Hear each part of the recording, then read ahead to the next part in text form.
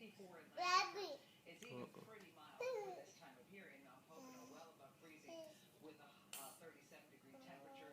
Some poor visibility north and west of the city. Pottstown, not so great, 0.8 of a mile, a little over a mile. At Trenton, 60 degrees should be our high temperature today. How weird for January. You're gonna drop it, buddy. Friday in January. I don't want you As the dropping rain it. ends, the sun comes out. It'll be windy.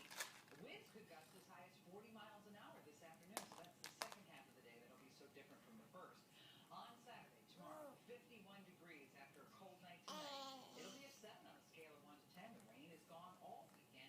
It's a little chillier on Sunday with a high of 44, and then a cold blast for one day on Monday with a high of 38 degrees. It'll feel even chillier than that because the winds will be picking up.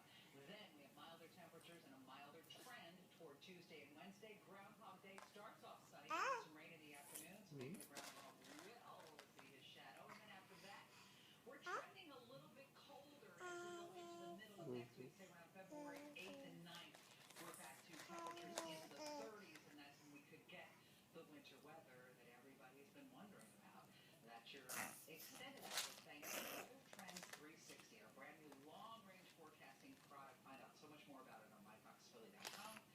Let's get to the roads. It's a wet and sloppy morning out there, and we have already had some big problems like this one. It's a fatal accident, unfortunately, on the Roosevelt Boulevard northbound. It's close to Roosevelt Boulevard between Woodward Street and Welsh Road.